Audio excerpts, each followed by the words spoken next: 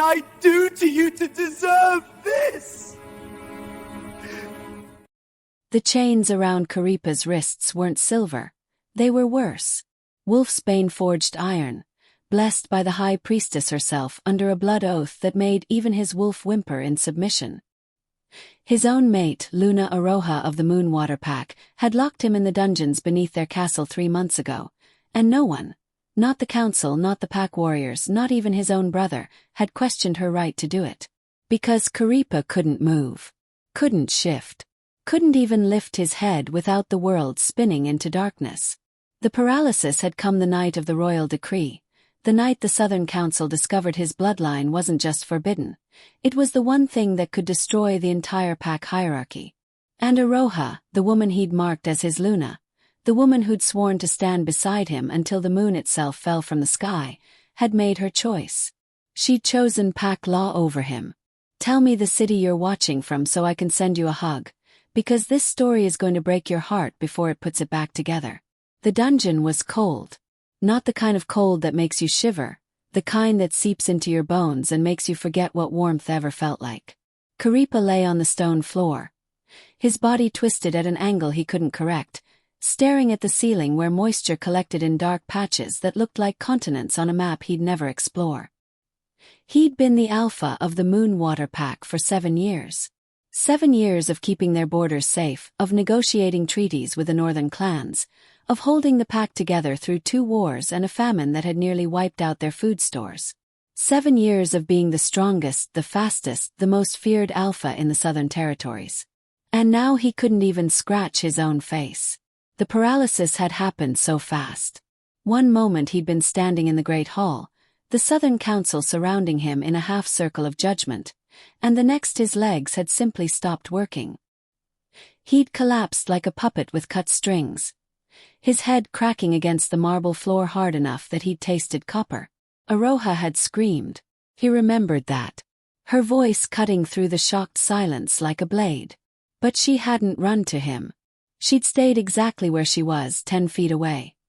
Her hand pressed to her mouth and her eyes wide with something that looked horribly like relief. That's when he'd known.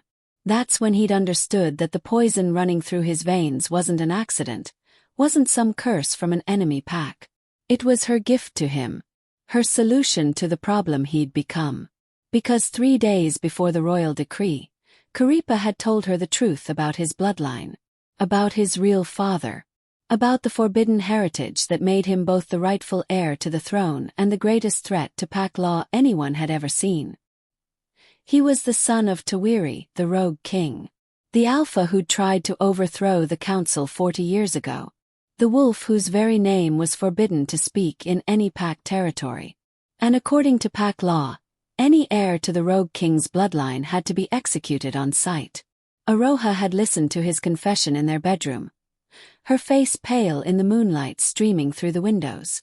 She'd been sitting on the edge of their bed, her hands folded in her lap, and she hadn't said a single word until he'd finished speaking.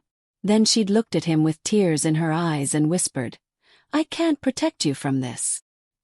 He'd believed her tears were for him, for them, for the life they'd built together. He'd been wrong. The next morning, she'd gone to the council herself. She'd told them everything, presented them with the proof she'd found. Documents Karipa hadn't even known existed, blood records from the old archives, testimony from wolves who'd known Tawiri personally. She'd handed him over like a criminal, and the council had called for his immediate execution. But Aroha had negotiated. She'd used every ounce of her power as Luna, every favor she'd accumulated, every alliance she'd built. And she'd convinced them to let him live. The poison she'd given him, slipped into his morning tea on the day of the royal decree, wouldn't kill him. It would just make sure he could never challenge the council's authority again. Never shift into his wolf. Never lead a pack. Never be anything more than a broken alpha, locked away where no one could see what pack law did to those who threatened its foundation. She'd saved his life by destroying it. And she'd done it all without ever asking if that's what he wanted. The door at the top of the dungeon stairs creaked open. Karipa heard footsteps, light, hesitant, descending into the darkness. Not Aroha's footsteps. She came twice a week, always at dawn, always alone. She'd stand at the bars of his cell and stare at him with those beautiful dark eyes that used to look at him like he hung the stars, and she'd tell him about pack business. About treaties and trade agreements and minor disputes between pack members. She'd talk to him like he was still her alpha, like he could still do something about any of it. She never apologized, never explained, never touched him. These footsteps were different, quicker, nervous. A young woman appeared at the bars. Not Aroha, but someone Karipa had seen before in the castle halls. One of the kitchen maids. Marama, he thought her name was. She had dark hair pulled back in a braid and eyes that reminded him of the forest at midnight. She was carrying a tray with food, but she wasn't looking at it. She was looking at him. And her expression wasn't pity. It was fury. "Alpha Karipa," she said quietly, setting the tray on the floor and kneeling so she was at his eye level. "Can you hear me?" He managed to move his eyes toward her. It was all he could manage. Her jaw tightened. "I heard you last night, crying out. The Luna told the staff you were sleeping, that we shouldn't disturb you, but I heard you. You were in pain." He wanted to tell her it wasn't physical pain, that his body had gone so numb he barely felt anything anymore. But the pain in his chest, the agony of knowing his own mate had done this to him, that was the cry she'd heard. Marama reached through the bars. Slowly, carefully. She touched his hand where it lay twisted against his side. Her fingers were warm. "I'm going to help you," she whispered. "I don't care what pack law says. I don't care what the Luna commanded. This is wrong and I won't stand by and watch it happen." Karipa tried to speak, but his throat had forgotten how to make sounds that weren't screams. Marama squeezed his hand gently. "I know about your bloodline. About Tawiri. My grandmother was part of his pack before the uprising. She told me stories about him. Said he wasn't the monster the council claimed. Said he was trying to free us from pack law, not destroy it." She leaned closer, her voice dropping even lower. "She also told me something else. Something the council doesn't want anyone to know. There's a cure for wolfsbane poisoning. A ritual that can break its hold, but it requires 3 things. Moon water from the sacred spring, blood from a willing Luna, and the consent of the poisoned wolf." Karipa's heart, which had been barely beating for months, suddenly thundered in his chest.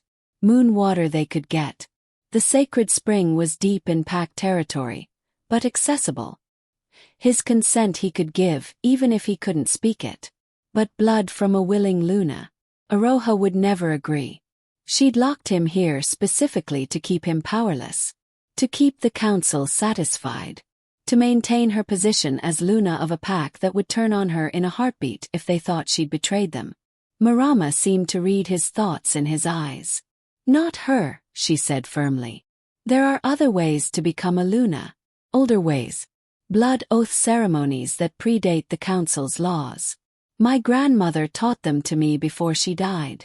She stood up, her hand slipping away from his. "I'll come back tomorrow night. And every night after that until we figure this out.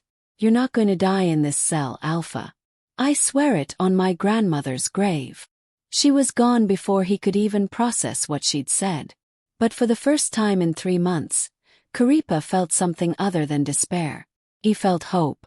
And in a dungeon blessed by a blood oath and guarded by pack law, hope was the most dangerous thing in the world. Marama returned the next night, just as she'd promised. And the night after that. And the night after that. She brought him food that actually tasted like something other than ash.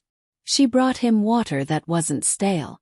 She brought him blankets that didn't smell like mold and positioned them around his body so he wouldn't freeze when the temperature dropped in the early morning hours. But more than that, she talked to him. She told him about her life in the pack, about growing up in the castle as the daughter of a kitchen worker and a guard who'd died in the Northern War. She told him about her grandmother Hainaro, who'd been a powerful wolf in her day, who'd fought alongside Tawiri in the uprising and barely escaped with her life when the council's forces crushed the rebellion. "She never forgave herself," Marama said one night, sitting cross-legged on the floor outside his cell. For surviving when so many others didn't. She said Tawiri had a vision for the packs. A world where power wasn't determined by bloodlines and royal decrees, where strength came from unity instead of dominance. Karipa managed to make a sound. Half grunt, half groan. Marama smiled sadly. I know. Sounds idealistic. Impossible. But my grandmother believed it to her dying breath. And when I look at you, at what pack law has done to you, I think maybe she was right to believe it. She reached through the bars again, her fingers finding his hand. It had become a ritual between them, this small touch. The only physical contact Karipa had experienced since Aroha stopped visiting 2 weeks ago. I've been researching the ritual, Marama continued. The blood oath ceremony that would make me a Luna. It's complicated but possible. The problem is that it requires witnesses. 3 wolves who can testify that the oath was taken freely and without coercion. Karipa's eyes widened slightly. I know, she said quickly. It's risky. Anyone who witnesses it would be defying the council, defying your mate, putting themselves in direct opposition to pack law. But I think I know 3 wolves who might be willing to take that risk. She paused, her grip on his hand tightening. Your brother Pakura, your former Beta Ringi, and a pack warrior named Wetu who served under you for 6 years. They've all been asking questions about your imprisonment. Quiet questions, careful questions, but questions nonetheless. They're loyal to you, Alpha. More loyal than you probably realize. Hope surged through Karipa again, stronger this time. His brother had always been his closest confidant, the one wolf he trusted above all others. If Pakura was questioning Aroha's decision, questioning the council's ruling, but then reality crashed back down. Pakura was mated to one of the council elders' daughters. Rengi had his own pack to think about now. His own responsibilities. Wetu was a single father with 2 young cubs who couldn't afford to lose his position in the guard. They'd all be risking everything to help him. Marama seemed to see the doubt in his eyes. I haven't approached them yet, she said softly. I wanted to ask you first. Even if you can't speak, even if you can't move, this is still your choice to make. Do you want me to try? Do you want me to risk their lives along with mine to give you a chance at freedom? It was the first time in 3 months anyone had asked Karipa what he wanted. Aroha had made every decision for him. The council had decided his fate without his input.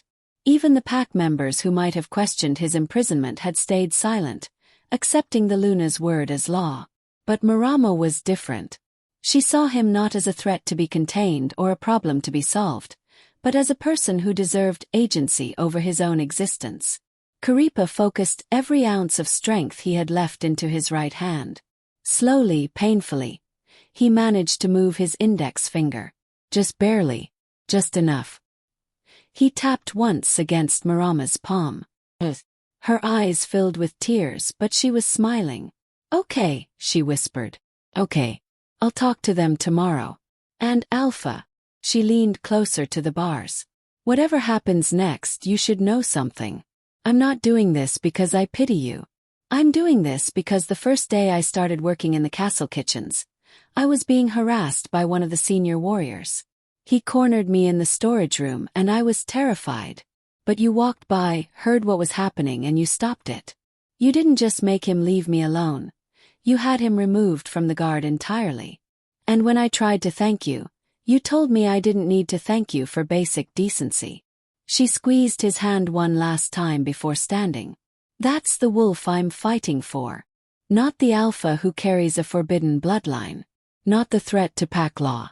Just the decent male who saw someone in trouble and helped them without expecting anything in return. After she left, Karipa lay in the darkness and remembered that day.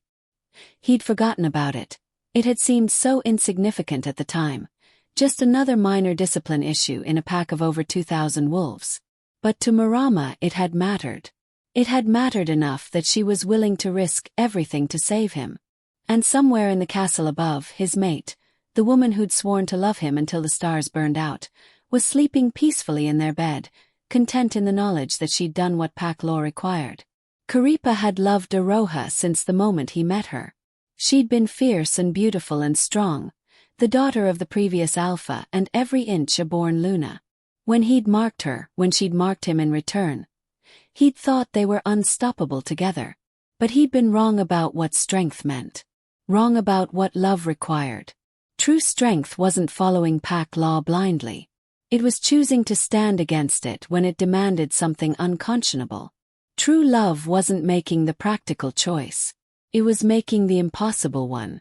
Aroha had chosen practicality. She'd chosen survival. She'd chosen pack law. And Marama, a kitchen maid who owed him nothing, had chosen to save him anyway. 3 days later, Marama returned with 3 wolves following close behind her. Karipa recognized them immediately, even in the dim torchlight. Pakura, his younger brother, with the same sharp features and dark eyes their mother had given them both. Rengi, who'd been his beta before the paralysis, broad-shouldered and steady. And Wetu, smaller than the others but fierce, with scars on her arms that spoke of battles won. They all knelt outside his cell, their heads bowed. "Alpha," Pakura said, his voice rough with emotion, "we've come to witness the blood oath. We've come to stand with you against pack law." Karipa's chest tightened. His brother had always been cautious, always careful. For him to take this risk. "Don't try to talk me out of it," Pakura continued, as if reading his thoughts. "I know what I'm risking. My mate, my position, possibly my life. But you're my brother, Karipa. You raised me after our parents died. You taught me everything I know about being a wolf, about being a male worth respecting. I'm not going to abandon you now just because it's dangerous." Ringi spoke next. "You gave me my pack, Alpha. You could have kept me as your beta forever, but you saw that I was ready to lead and you helped me establish my own territory. I owe you everything." Wetu's voice was quieter. "You saved my cubs when the fever swept through the pack 4 years ago. You sat with them for 3 days straight, using your Alpha presence to keep them calm while the healers worked. My son still talks about the Alpha who held his hand and told him stories about the moon. I would walk into fire for you." Marama stepped forward, holding a ceremonial blade that looked ancient, probably had been Hainero's, passed down through generations. "We're ready when you are, Alpha." 1 tap for yes, 2 for no. Karipa tapped once, his finger barely moving against the stone floor. Marama unlocked the cell door. She must have stolen the key from Aroha's chambers, and entered. She knelt beside him, the blade gleaming in her hand.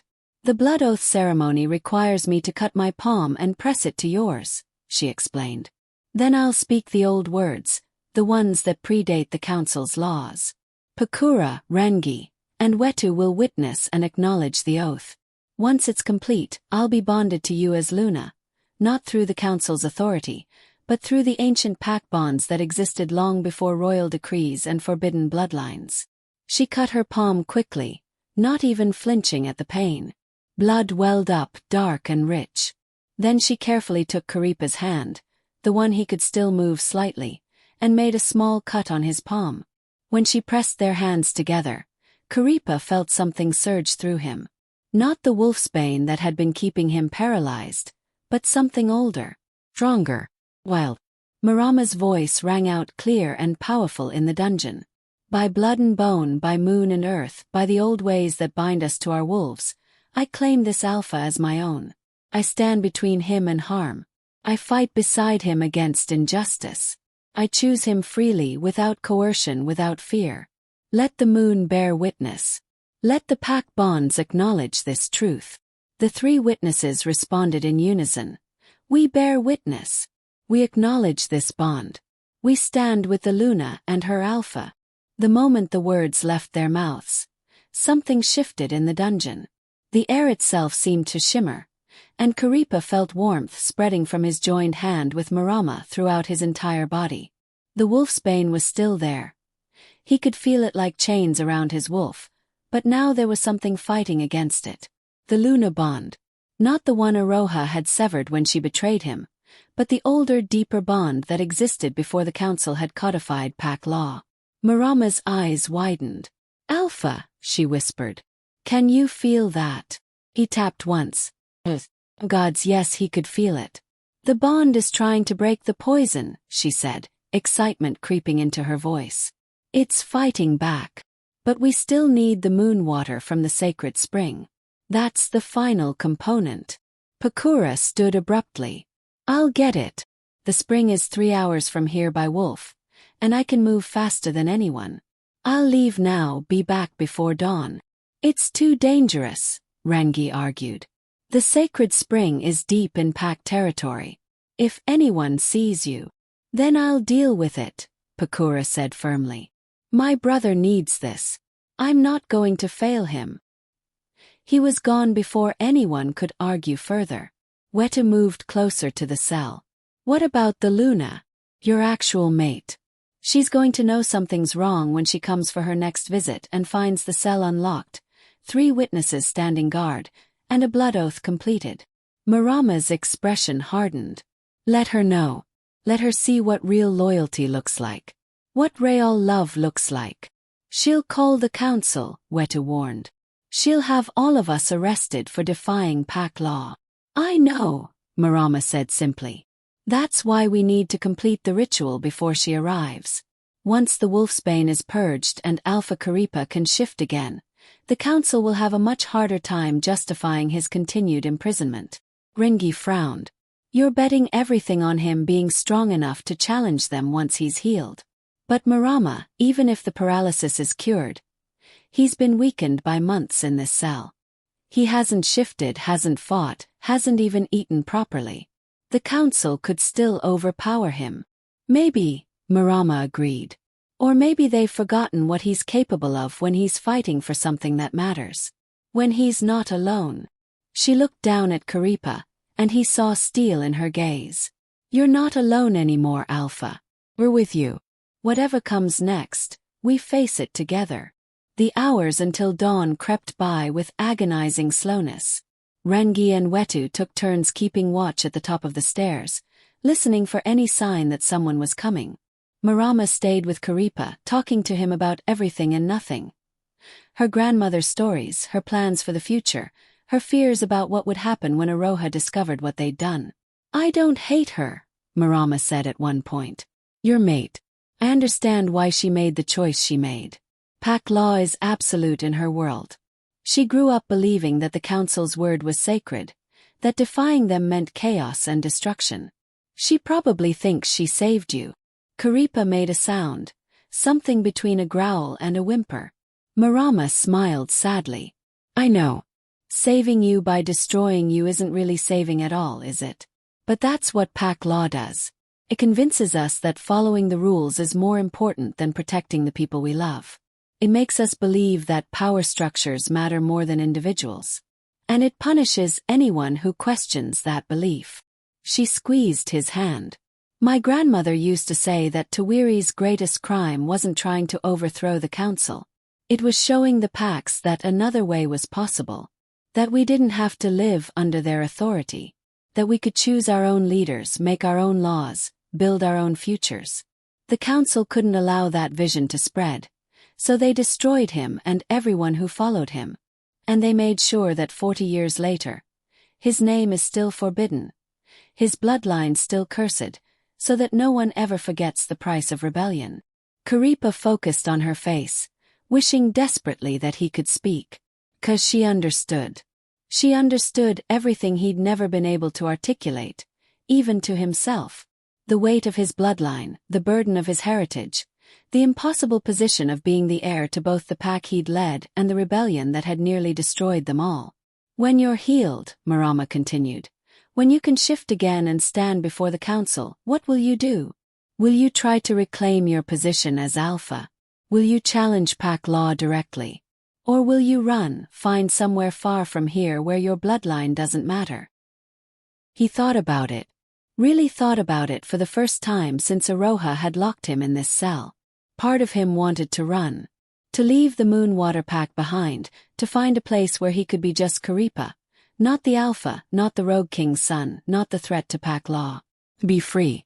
But another part, the part that had led this pack for 7 years, that had fought for them and bled for them and nearly died for them, couldn't walk away.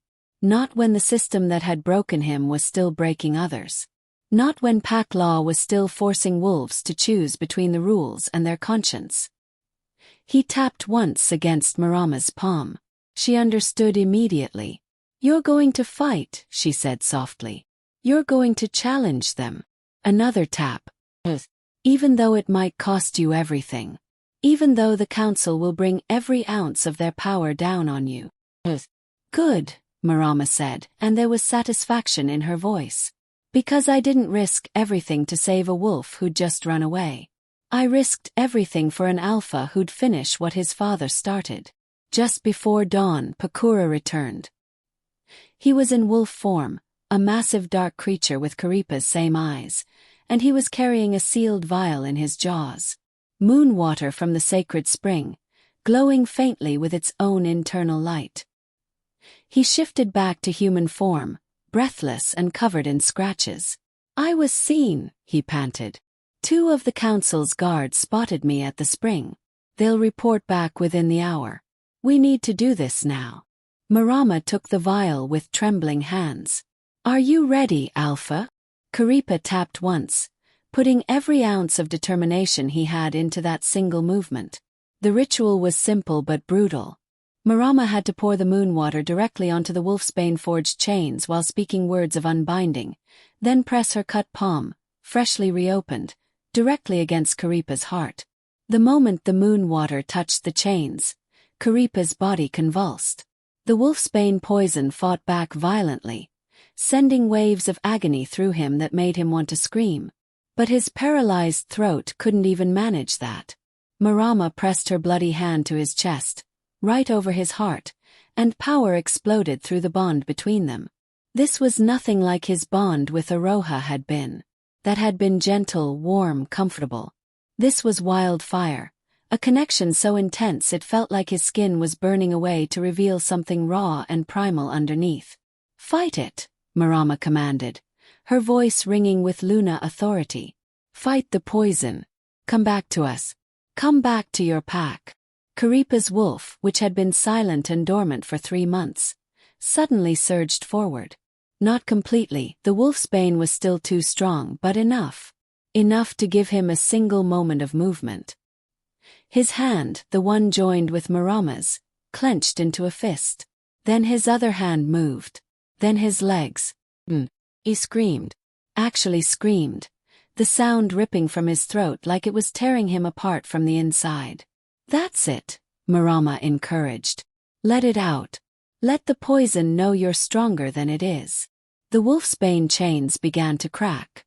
Hairline fractures spreading across the blessed iron, moon water seeping into the breaks, Luna blood feeding power into his wolf. And then, with a sound like thunder, the chains shattered. Karipa collapsed onto the stone floor, gasping, his whole body shaking. But he could move. He could feel his limbs responding to his commands. He could feel his wolf, battered but alive, pressing against his consciousness. "Alpha!" Pakura dropped to his knees beside him. "Brother, can you hear me?" Karipa opened his mouth, and for the first time in 3 months, words came out. They were rough, barely more than a rasp, but they were words. "I hear you." The 4 wolves around him, his brother, his former beta, a loyal warrior, and the kitchen maid who'd become his Luna through blood and moon water and sheer defiant courage, all broke into tears. But their celebration was short-lived. The dungeon door slammed open at the top of the stairs, and Aroha's voice rang out, sharp with fury. "What have you done?" Aroha descended the stairs like a vengeful goddess, her dark hair loose around her shoulders and her eyes blazing with rage. Behind her came 5 council guards, all in their formal armor, all carrying weapons blessed to kill even the strongest alpha. She stopped at the cell door, taking in the scene. The shattered chains, Karipa sitting up on his own, Marama kneeling beside him with blood still on her palm, and the 3 witnesses standing protectively between them and the Luna. "You broke pack law," Aroha said, her voice cold. "All of you. You performed a blood oath without council approval. You defied the royal decree. You freed a wolf who was imprisoned for the safety of the entire pack." Karipa forced himself to stand. His legs shook, his vision swam, but he stood. And he looked his mate, his former mate, directly in the eyes. "You poisoned me," he said, his voice gaining strength with each word. "You locked me in a cell and left me to rot. You chose pack law over the male you swore to love." Aroha's expression didn't change. "I chose the pack. I chose the thousands of wolves who depend on us for protection and leadership. Your bloodline made you a threat to all of them." "My bloodline," Karipa repeated slowly, "comes from a wolf who wanted to free the packs from the council's tyranny, who believed that power shouldn't rest in the hands of a few elders who inherited their positions, who thought wolves deserved to choose their own destiny." "He was a traitor," Aroha snapped. "A rebel who caused the deaths of hundreds of wolves with his delusions of revolution. He was my father." Karipa took a step forward, and the guards tensed.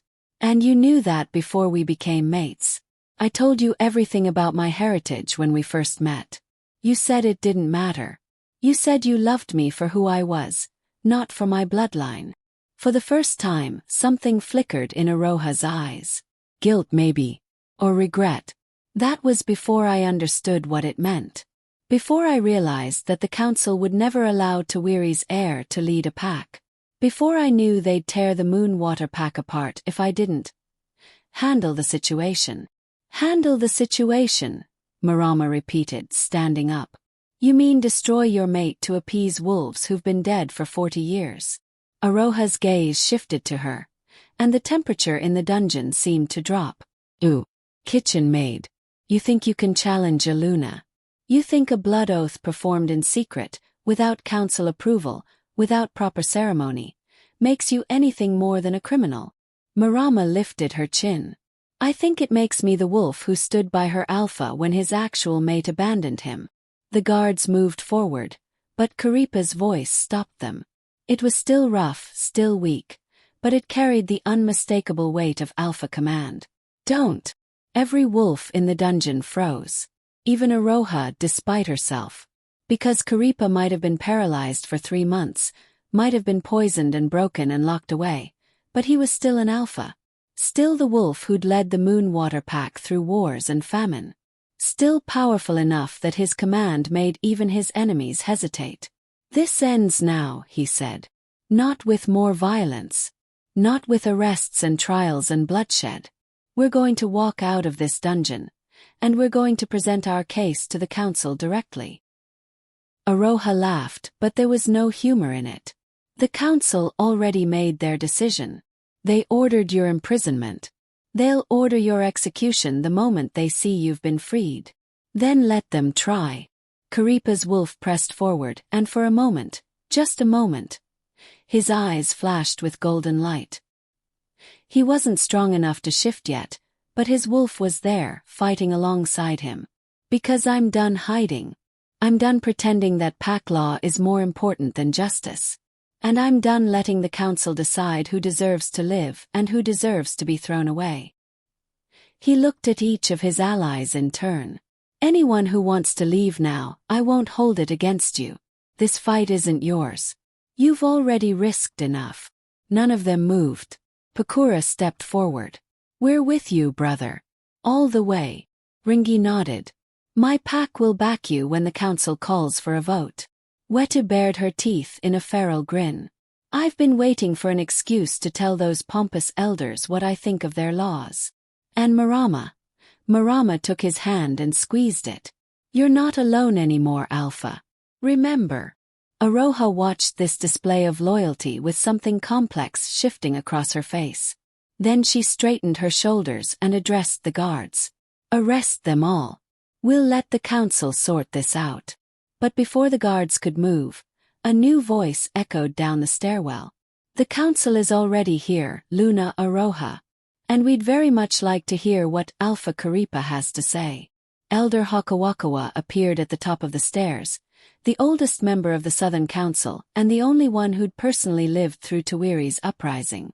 She was ancient, her face lined with the weight of centuries, but her eyes were sharp and clear. Behind her stood the other 4 council elders, each looking various degrees of shocked and angry. This was it. The moment that would determine not just Karipa's fate, but possibly the fate of every wolf who'd ever questioned pack law. The elder descended the stairs slowly, leaning heavily on her staff. When she reached the bottom, she studied Karipa for a long moment. "You look like him," she said finally. "Your father. Same eyes. Same stubborn set to your jaw." Tawiri had that same look when he came before the council 40 years ago and told us our laws were unjust. Karipa said nothing, waiting. Elder Hakawakawa's gaze shifted to the shattered chains on the floor, to Marama's bloodied palm, to the witnesses standing defiant despite facing the full power of the council. "A blood oath," she murmured. "I haven't seen one of those performed in 60 years. The old ways, before we codified everything into law and structure. Before we decided that tradition mattered more than truth." Another elder, Tumatawenga, a massive wolf known for his rigid adherence to protocol, stepped forward. "Elder Hakawakawa, this is not the time for nostalgia. These wolves have committed treason. They freed a prisoner condemned under pack law, they performed an illegal ceremony, and they stand in direct defiance of our authority." "Our authority," Hakawakawa repeated, her voice dry. "Yes, let's talk about that. Tell me, Tumatawenga, where does our authority come from?" The elder looked confused. "From pack law. From generations of tradition. From fear," Hakawakawa interrupted. "From the same fear that made us crush Tawiri's rebellion 40 years ago. Not because he was wrong, but because we were terrified of what would happen if we admitted he was right." Shocked silence filled the dungeon. Aroha was the first to break it. "Elder, with respect, you can't possibly be suggesting that the rogue king was justified in his actions. He nearly destroyed the entire pack structure." "He questioned whether that structure deserved to exist," Hakawakawa corrected. "And instead of engaging with his arguments, instead of considering that maybe, just maybe, our system was flawed, we declared him a traitor and hunted down everyone who agreed with him." She turned back to Karipa. "Including your mother. I was there the day we executed her, you know. She was pregnant with you at the time. 5 months along. We could have waited, could have let you be born before we carried out the sentence. But we were making a point. We were showing every wolf in every pack what happened to those who defied us." Karipa's breath caught. He'd known his mother had been executed while pregnant. Aroha's documents had included that detail. But hearing it from someone who'd witnessed it, who'd participated in that decision. "She begged," Hakawakawa continued, her voice hollow. "Not for her own life. She knew that was forfeit. But she begged us to let her child be born. Promised she'd accept execution the moment the birth was complete. Do you know what we told her?" No one spoke. "We told her that her child was already condemned. That the bloodline was cursed. And any heir to Tawiri would only spread his poison to a new generation. We told her we were doing the merciful thing by ending 2 lives instead of 1. She looked at each council member in turn. But she survived, didn't she? The healer we sent to carry out the execution couldn't do it. Couldn't kill a pregnant wolf and her unborn child. So she helped your mother escape instead, falsified the death records, and sent her to the Northern Territories where she gave birth to you in secret." Karipa's world tilted. "The healer. She was banished. I remember hearing stories about a wolf who betrayed the council." "We," Hakawakawa said softly. "Her name was We, and yes, when we discovered what she'd done, we banished her. Stripped her of her pack, her position, everything. She died alone in the wilderness 5 years later." The elder's ancient eyes filled with tears. "She was my daughter." The revelation hit like a physical blow. "You helped my mother escape," Karipa whispered. "Your own daughter defied the council to save me, and you punished her for it?" "I followed pack law," Hakawakawa said, but her voice cracked. "I chose the rules over my child, just as Luna Aroha chose them over you. And I have spent every day of the last 40 years wondering if we was the brave one and I was the coward." She stepped closer to Karipa, close enough that he could see the weight of decades in the lines of her face.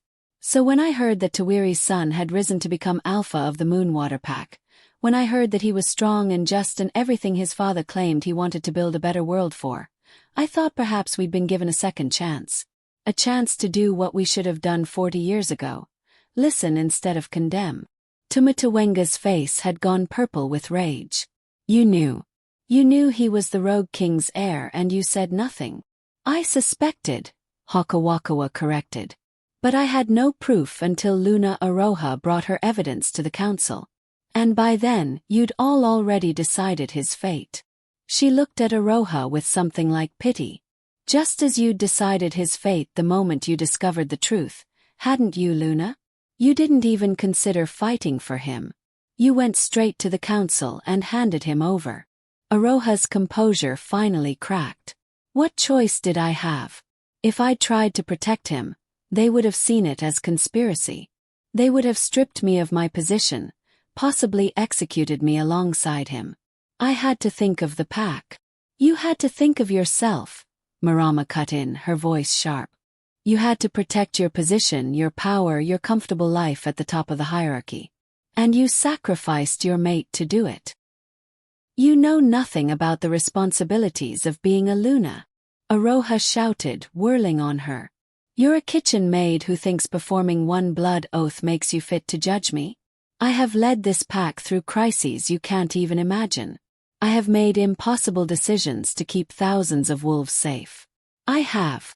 You have forgotten what it means to love someone more than you love power, Karipa said quietly, and everyone turned to look at him. That's what my father understood. That's what we understood when she saved my mother. That's what Marama understood when she chose to help me despite having everything to lose. He took a step toward Aroha, his legs still shaking but his voice steady. Love isn't practical. It isn't safe. Doesn't make strategic sense. But it's the only thing that matters when everything else is stripped away.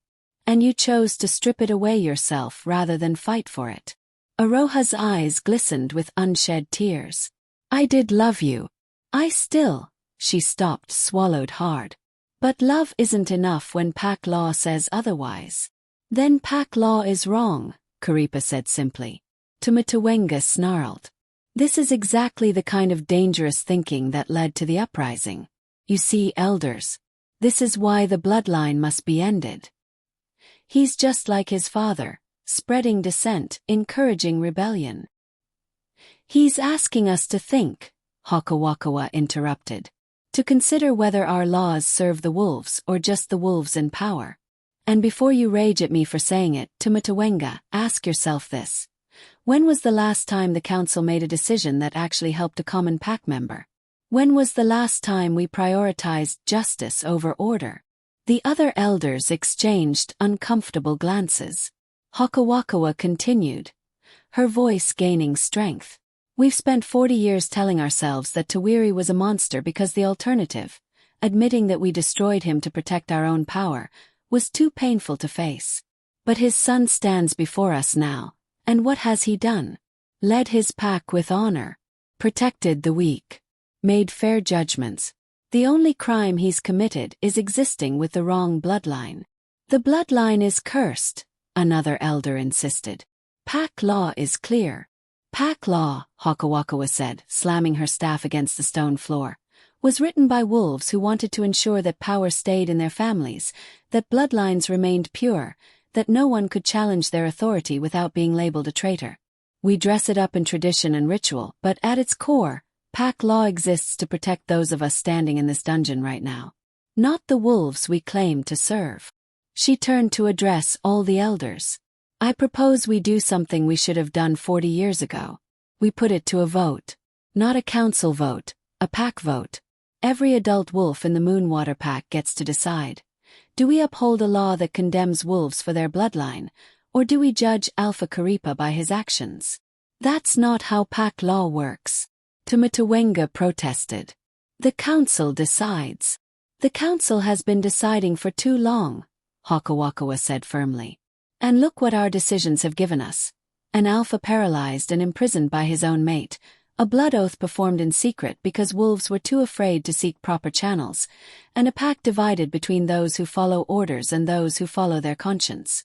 If we don't change now, we'll fracture. And this time, the rebellion won't fail.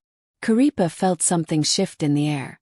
The other wolves in the dungeon, the guards, the elders, even Aroha, all seemed to be holding their breath, waiting to see what would happen next. Pakura stepped forward. If it helps, Elder Hakawakawa, my pack will support a vote. We're a smaller territory, but we have 300 wolves who deserve a voice in this decision. Ringi nodded. The Riverside pack agrees. 500 wolves ready to participate. One of the guards, a young male Karipa recognized as Tane, cleared his throat nervously. Permission to speak, elders. Tumatawenga looked ready to deny it, but Hakawakawa nodded. Granted. I've served in the castle guard for 8 years, Tane said. I've watched Alpha Karipa lead this pack through 2 wars and a famine. I've seen him make difficult decisions, seen him put pack welfare above his own comfort, seen him treat even the lowest-ranked wolf with respect. And I've seen Luna Aroha imprison him in this dungeon for 3 months without trial, without recourse, without mercy. He glanced at Aroha, his expression torn. With respect, Luna, that's not justice. That's fear masquerading as duty. Other guards were nodding now. Even some who'd come prepared to arrest Karipa and his allies. Aroha looked around at the shifting loyalties, at the wolves who'd served under her questioning her decisions, and something in her seemed to break. Fine, she said, her voice hollow. Put it to a vote. Let the pack decide whether to follow pack law or follow a romantic notion that bloodlines don't matter. They don't, Marama said softly. What matters is who you are when you have power. Whether you use it to protect or to control. Whether you see other wolves as people who deserve agency or problems to be managed. Aroha's gaze locked on her. You think you understand what it means to be Luna after one blood oath ceremony. You think you can lead a pack, make impossible choices, bear the weight of thousands of lives depending on your decisions. I think I can try, Marama replied. And I think I can do it without sacrificing the wolf I love to appease those in power. The words hung in the air like a challenge. Karipa turned to Elder Hakawakawa. When will the vote take place? Tonight, she said immediately. At moonrise. We'll gather every adult wolf in the territory at the ceremonial grounds. You'll have a chance to speak, to present your case. The council will present theirs. And then the pack will decide. Tumatawenga looked horrified. You can't be serious. This is unprecedented. We'll be setting a precedent that undermines the entire structure of pack law. Good, Hakawakawa said bluntly. Perhaps it's time that structure was undermined. Perhaps it's time we remembered that packs existed long before the council did, that wolves were choosing their own leaders and making their own decisions for millennia before we decided to codify everything into rigid hierarchy. She looked at Karipa one more time. You have 8 hours, Alpha. Use them wisely. Because if you lose this vote, if the pack chooses pack law over you, the council will have no choice but to carry out the original sentence. Execution at dawn. The 8 hours before moonrise felt both endless and far too short. Karipa emerged from the dungeon into a castle that felt simultaneously familiar and alien. He'd walked these halls for 7 years as Alpha, had made decisions in every room, had marked his territory in every corner. But now he was walking through it as a condemned wolf on borrowed time, and everything looked different. Marama stayed by his side, her presence a steady anchor. The blood oath between them was still new, still raw, but it was also undeniably powerful. He could feel her emotions through it, her determination, her fear, her absolute certainty that they were doing the right thing. Pakura, Rangi, and Wetu spread out through the castle and beyond, speaking to wolves they trusted, explaining what had happened, building support for the vote. But they all knew it would be close. Pack law had governed these territories for generations. Many wolves would be too afraid to vote against it, no matter how unjust they found Karipa's imprisonment. Aroha had disappeared into her chambers, their chambers once, and hadn't emerged. Karipa found himself in the Alpha's office, staring at the desk where he'd signed treaties and judged disputes and planned strategies to keep the pack safe. Everything here was exactly as he'd left it 3 months ago, down to the unfinished report sitting on the corner of the desk. "Strange, isn't it?" Marama said from the doorway. "How quickly a life can be taken away. How quickly you can go from being the most powerful wolf in the territory to being a prisoner in your own home." Karipa turned to look at her. Really look at her. She was young, maybe 25, and she'd been working in the castle kitchens for years without him paying her much attention beyond that one incident with the harassing warrior. But now, bonded to him as Luna, she radiated a quiet strength that made him understand why the old blood oaths had been so powerful. "Why did you really do it?" he asked. "The truth. Not the story about me helping you once. Why risk everything for a wolf you barely knew?" Marama entered the office, closing the door behind her. "Because my grandmother told me something before she died. She said that Tawiri's vision wasn't just about overthrowing the council. It was about building a world where wolves didn't have to choose between their conscience and their survival. Where doing the right thing didn't mean losing everything." She sat on the edge of the desk. "And when I heard you crying in that dungeon, when I saw what Pack Law had done to you, reduced the strongest alpha in the Southern Territories to a broken male locked in darkness, I realized that nothing had changed in 40 years. We still live in a world where power matters more than justice. Where following orders is valued over following your heart. And I thought," her voice caught, "I thought if I didn't try to change that, if I didn't stand up when it mattered, then what was the point of my grandmother's stories? What was the point of we sacrificing everything to save you? What was the point of any of it?" Karipa crossed the distance between them and took her hands. "After tonight, after the vote, if we lose, you need to run. Take my brother, take Rengi and Wetu, and get as far from council territory as possible. Don't let them execute you for my crimes." "They're not your crimes," Marama said fiercely. "And I'm not running. We face this together, remember? Whatever happens. Even if whatever happens means death. Especially then." She squeezed his hands. "Besides, we're not going to lose. Have faith in this pack. In the wolves you led for 7 years. They know who you are. They know what you've done for them. And when given the choice between following an unjust law and protecting their alpha, I believe they'll choose right." Karipa wished he shared her certainty. But he'd seen how Pack Law worked, how it twisted good wolves into instruments of oppression because they were too afraid to question the system. He'd seen it turn Aroha, the woman he'd loved, the Luna he'd trusted, into someone who could poison him and call it mercy. There was a knock at the door. Pakura entered, his expression grim. "We have a problem." "Course they did. The council is spreading word that you've been corrupted by your bloodline," Pakura explained. "They're telling wolves that the paralysis was actually protecting you from a curse, that freeing you has released something dangerous. They're framing this vote as a choice between safety and chaos." Karipa felt his wolf surge forward, angry. "That's a lie. The paralysis was poison, Aroha's poison, and they know it." "They know it," Pakura agreed. "But half the pack doesn't. And the wolves who are already afraid of your heritage will use this as justification to vote against you." Marama stood abruptly. "Then we need to tell the truth. All of it. Not just about the poison but about why Aroha chose to use it. About the council's fear of losing power.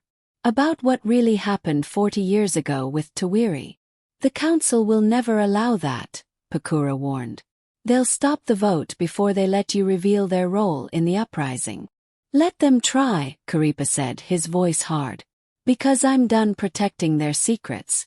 I'm done pretending that Pack Law is sacred when it's just a tool to keep certain wolves in power. If I'm going to die tonight, it'll be after speaking the truth." He looked at his brother. "How many wolves do we have supporting us?" "Confirmed. Maybe 400 out of 2,000. Another 300 who might vote our way if the testimony is compelling enough. The rest." Pakura shook his head. "They're too afraid, too indoctrinated, or too invested in the current system to risk change." The math was brutal. They needed at least 1,000 votes to win, and they had less than half that number. But Karipa had faced worse odds before. He'd led the pack through a war where they'd been outnumbered 3-1. He'd survived the famine by making impossible decisions about resource allocation. He'd built his entire leadership on doing what needed to be done even when it seemed impossible. He just had to hope that his pack remembered that when they cast their votes. Moonrise came too quickly. The ceremonial grounds were located at the heart of pack territory, a massive clearing surrounded by ancient trees that had witnessed generations of pack gatherings. Tonight, it was filled with over 2,000 wolves in human form, all gathered under the rising moon to decide the fate of their alpha. The council sat on an elevated platform, their formal robes making them look like judges at a trial, which Karipa supposed they were. He stood at the center of the clearing with Marama beside him, Pakura and Rengi and Wetu forming a protective half-circle behind them. Aroha was on the platform with the council, her face carefully neutral, her hands folded in her lap. Elder Hakawakawa stood and addressed the assembled pack.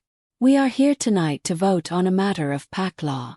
Alpha Karipa has been accused of carrying a forbidden bloodline, of being the heir to Tawiri, the rogue king. According to our laws, this bloodline is cursed, and any heir must be executed to protect the pack from the poison of rebellion." Murmurs rippled through the crowd. However, Hakawakawa continued, Alpha Karipa has served this pack with honor for 7 years. He has led you through wars and famine. He has made difficult decisions and carried burdens that would break lesser wolves. And so we face a question. Do we judge him by his bloodline or by his actions? She gestured to Karipa. The Alpha will speak first. Then the council will present our position. And then you will vote. Majority rules. This is democracy, wolves. Perhaps the first true democracy this pack has seen in 40 years. Tumatawenga looked ready to object, but Hakawakawa silenced him with a glare. Karipa stepped forward. His legs still weren't completely steady. 3 months of paralysis had weakened muscles that had once been powerful enough to take down enemies twice his size. But he stood tall, projecting strength he wasn't sure he truly felt. "I am the son of Tawiri," he began, his voice carrying across the clearing. "The council's documents are correct about that. My father led an uprising 40 years ago, attempting to overthrow the system that governs our packs. He failed. He was executed, along with hundreds of wolves who followed him. And the council declared that his bloodline was cursed, that any heir would carry the poison of rebellion." He paused, letting that sink in. "But I want to ask you all something. What was my father rebelling against? What was so terrible about the council's rule that hundreds of wolves were willing to die rather than continue living under it?" The crowd shifted uncomfortably. "He was rebelling against this," Karipa continued, gesturing to the platform where the council sat. "Against a system where 5 wolves make every important decision for thousands. Where bloodlines determine worth. Where questioning authority is considered treason. Where loyalty to pack law matters more than loyalty to each other." His voice rose. "My father believed that wolves deserved to choose their own leaders. To make their own laws. To live in a world where power came from the trust of the pack, not from inherited position. And the council killed him for it. They killed my pregnant mother for it. They would have killed me before I was born if a healer named we hadn't risked everything to save me." He looked directly at Elder Hakawakawa. That healer was Elder Hakawakawa's daughter. She was banished for her mercy. She died alone in the wilderness because she believed that executing an unborn child was wrong, regardless of what pack law demanded. Gasps echoed through the clearing. "And here we are 40 years later facing the same choice," Karipa said. "The council wants you to execute me for the crime of existing with the wrong bloodline. They want you to believe that I'm dangerous, that I carry some curse that will poison the pack. But I've led you for 7 years. You've seen what kind of alpha I am. You've seen the decisions I make, the wolves I protect, the values I uphold." He turned to face the crowd directly. "So I'm asking you to judge me not by my father's actions, but by my own. Not by pack law but by your own conscience. And if you decide that bloodline matters more than character, that following rules matters more than doing what's right, then I'll accept your judgment. But at least make it your own judgment, not one forced on you by wolves who are more interested in maintaining their power than in serving this pack. The silence that followed was deafening. Then Tumatawenga rose. His face flushed with anger. You speak of choice and democracy, but what you're really advocating is chaos. Pack law exists because without it we would tear ourselves apart. Wolves are not meant to govern themselves. We need structure, hierarchy, clear rules that everyone follows. Your father understood that and tried to destroy it anyway. And now you stand before us asking us to make the same mistake he did. The elder's voice boomed across the clearing. I was there 40 years ago. I saw what Tawiri's rebellion cost us. Hundreds dead. Packs fractured. Territories in chaos. It took us decades to rebuild what he destroyed in his quest for freedom. And now his son wants us to risk that devastation again. Several wolves in the crowd nodded, murmuring agreement. Marama stepped forward suddenly. Then let me ask you something, Elder Tumatawenga. If pack law is so perfect, if the council's wisdom is so absolute, why did Luna Aroha have to poison her own mate to uphold it? Every eye turned to Aroha. The Luna stood slowly, her composure finally cracking. I did what I had to do. The council demanded Alpha Karipa's execution. I negotiated for his life. By paralyzing him, Marama interrupted. By poisoning him with wolfsbane and locking him in a dungeon where he couldn't move, couldn't shift, couldn't even speak. You call that mercy? I call it survival. Aroha shouted, her careful control shattering. Do you know what the council threatened to do if I didn't handle the situation? They were going to declare the entire Moonwater Pack compromised. They were going to dissolve our territory, scatter our wolves to other packs, strip me of my position and execute Karipa publicly as a warning to anyone who might sympathize with Tawiri's vision. She was crying now, tears streaming down her face. I had 2,000 wolves to protect. 2,000 lives that would be destroyed if I didn't make the hard choice. So yes, I poisoned him. I locked him away. I broke his heart and mind to save everyone else. That's what being Luna means. Making impossible choices so your pack can survive. The crowd was silent now, hanging on every word. But you didn't save me, Karipa said quietly. You destroyed me. And you told yourself it was mercy because you couldn't face what you'd really done. Chosen your position over your mate. Chosen pack law over love. Aroha looked at him with devastated eyes. I chose the pack. I would make the same choice again. I know, Karipa said. That's why we can never be mates again. Because I need someone who would choose me even when it costs everything. Even when it defies pack law.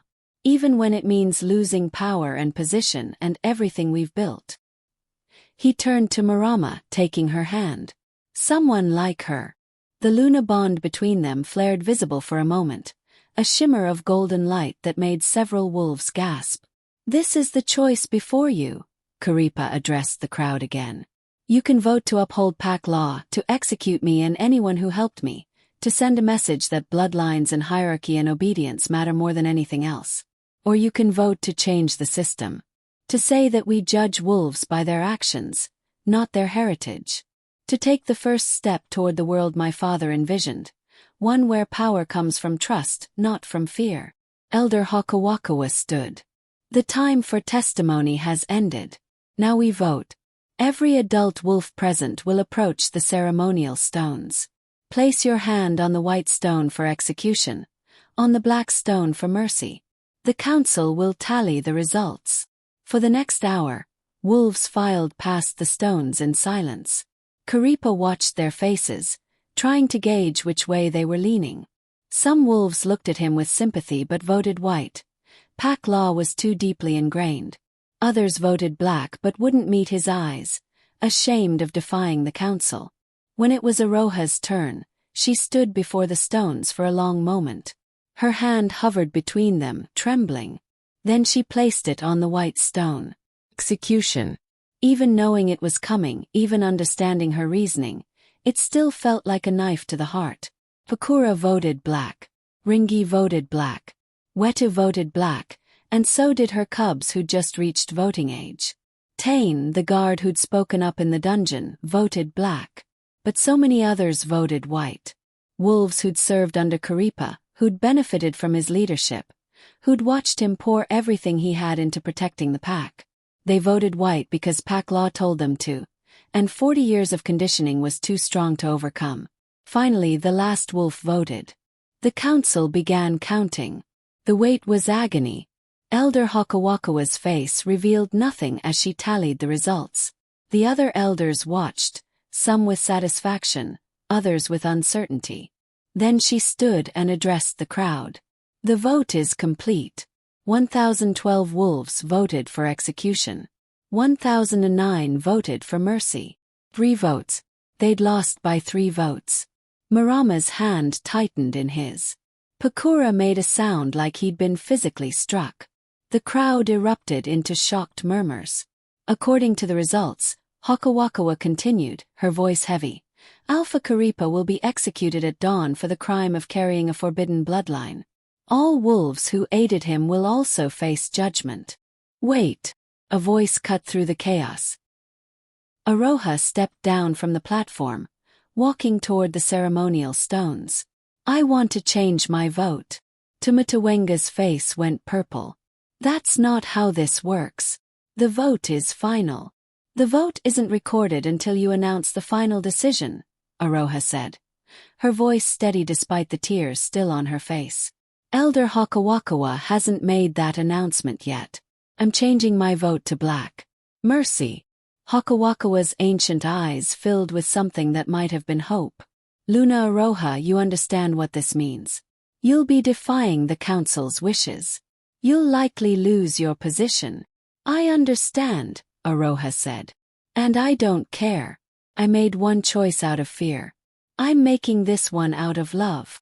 She looked at Karipa. I can't undo what I did to you. I can't take back the poison, the imprisonment, the betrayal. But I can do this. I can choose you over pack law, even if it's 3 months too late. The crowd was silent, barely breathing. Hakawakawa recalculated. With Luna Aroha's vote changed, the tally is 1,011 for execution, 1,010 for mercy. Still in favor of execution by 1 vote. 1 vote. They were going to die over 1 vote. Then Elder Hakawakawa herself stepped down from the platform. Then I change my vote as well. From execution to mercy. The final tally is 1,010 for each option. A perfect tie. Tumatawenga exploded. You can't do this. You're the council. You're supposed to uphold pack law, not destroy it. I'm upholding something more important, Hakawakawa said calmly. I'm upholding the memory of my daughter, who gave her life to save this wolf when he was still in his mother's womb. I'm upholding the belief that maybe, just maybe, Tawiri was right about some things. And I'm upholding my own conscience, which I've ignored for far too long. She turned to the crowd. In the event of a tie, pack law grants the deciding vote to the eldest living council member.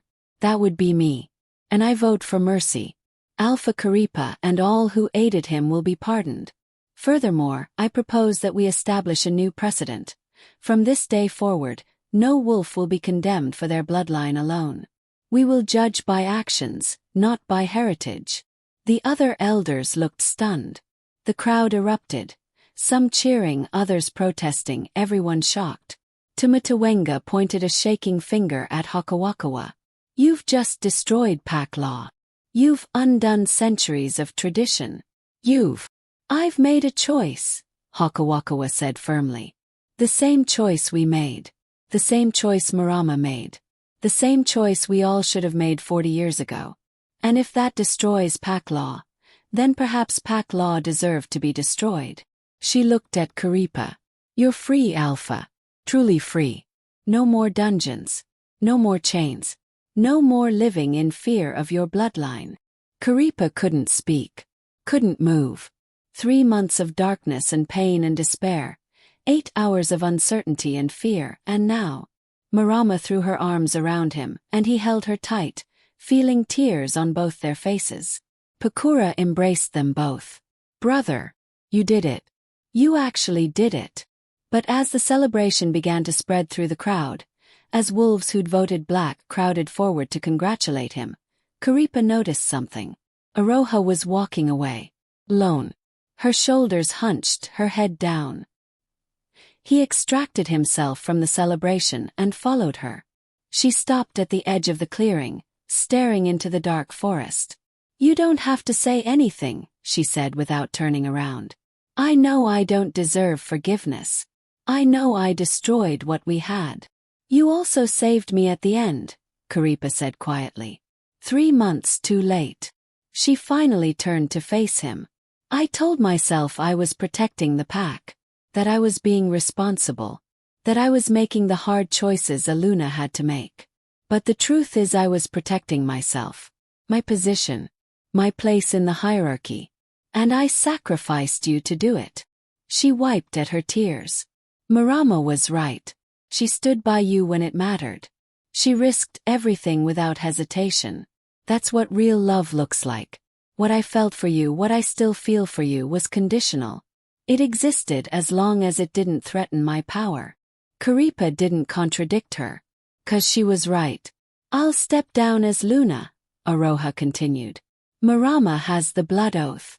She's earned the position more than I ever did. And you," her voice broke, "you deserve someone who would choose you even when the world tells them not to." Karipa reached out and gently touched her shoulder. "I don't hate you, Aroha. I'm angry, I'm hurt, but I don't hate you. You made an impossible choice in an impossible situation. Maybe there was no right answer." "There was," she whispered. "I just didn't have the courage to make it." She stepped away from his touch. "I'll announce my resignation tomorrow. The pack needs time to adjust to everything that happened tonight. But Marama will be a good Luna. Better than me. She already loves you the way I should have." Before Karipa could respond, a howl split the night air. Not a celebratory howl. A warning. Both of them turned toward the sound, their wolf instincts immediately alert. More howls joined the first, coming from the northern border of pack territory. Pakura came running. "Alpha, we have a problem. Scouts report an army approaching. Over 500 wolves in formation. They're flying the banner of the Northern Coalition."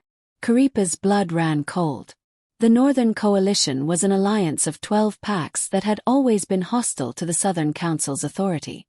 If they were marching on Moonwater territory in formation, "It's not a random attack," Rengi said, appearing beside Pakura. "They're coming for you specifically." The scouts intercepted a messenger. The Northern Coalition heard about the vote, heard that the council tried to execute Tawiri's heir, and they've decided it's time to finish what your father started. "They think I'm leading a rebellion," Karipa realized. "They think tonight's vote was the beginning of an uprising against the council." "Isn't it?" a new voice asked. Everyone turned to see a wolf they didn't recognize stepping out of the forest. He was massive, scarred, with eyes that held the weight of decades.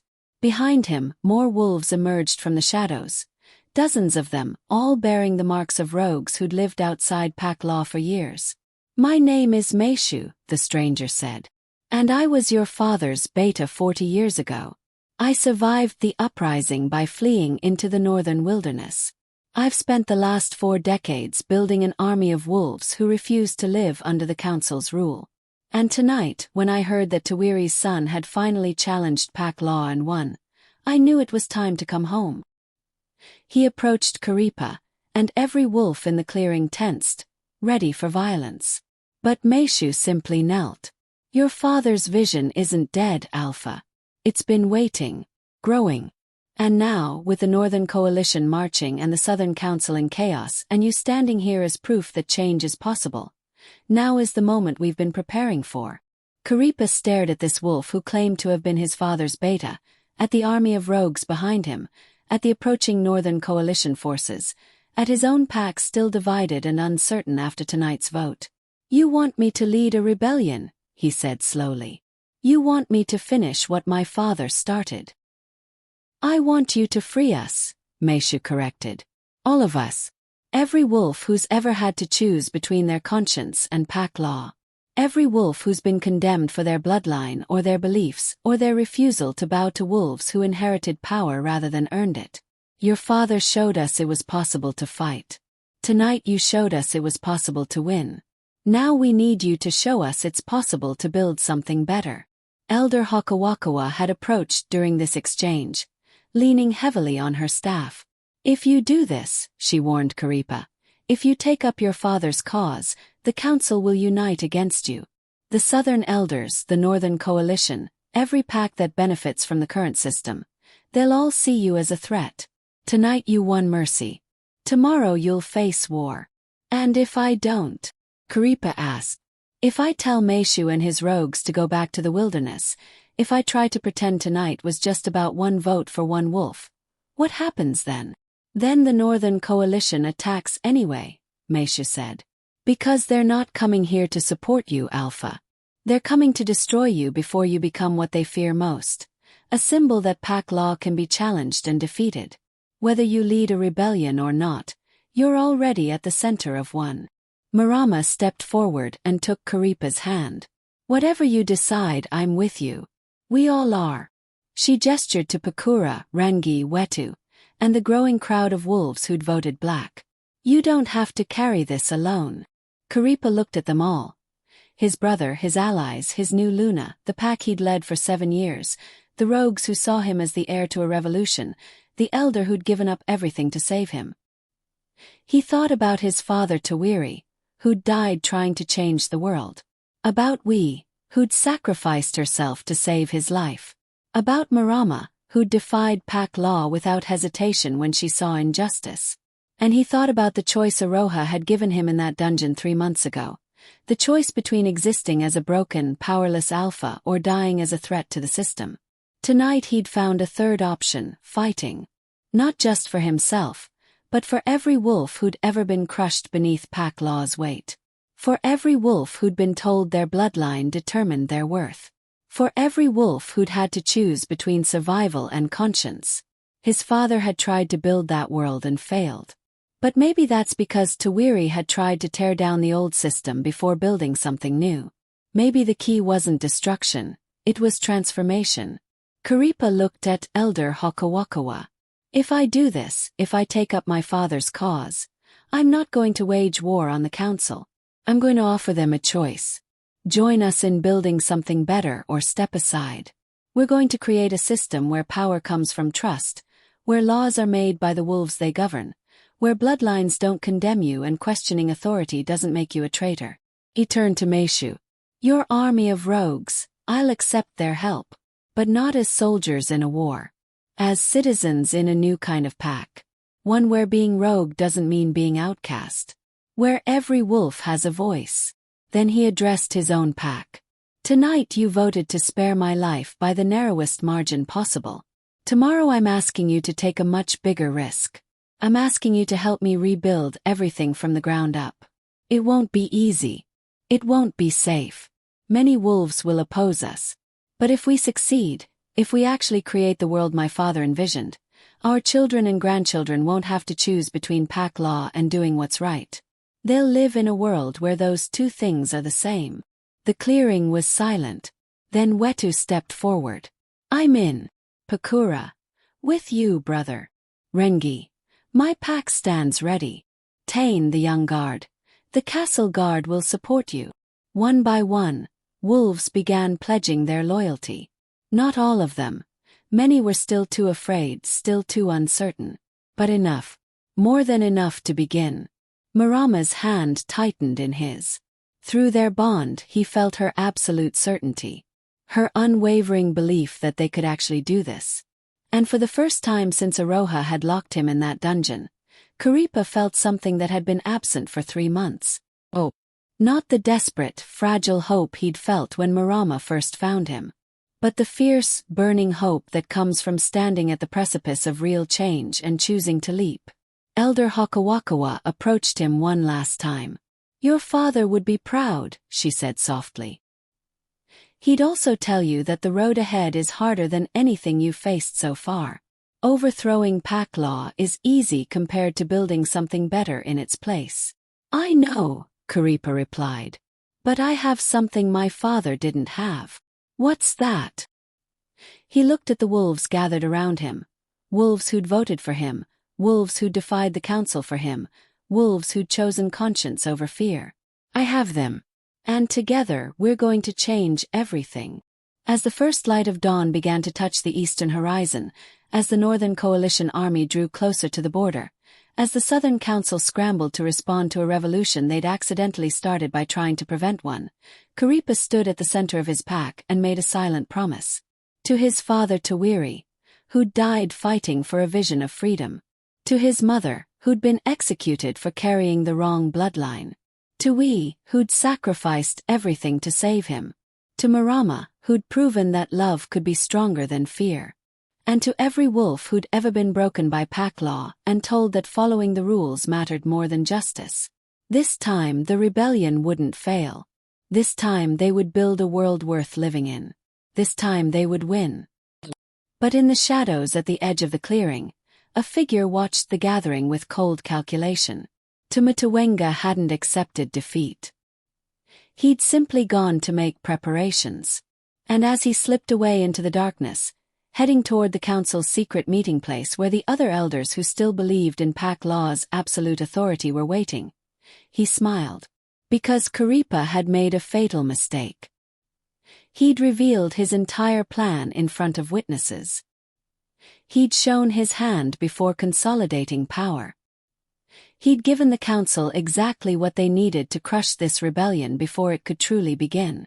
And this time there would be no merciful votes. No ties. No last-minute reprieves. This time, the council would do what they should have done 40 years ago. They would burn Tawiri's legacy to the ground, along with every wolf foolish enough to follow his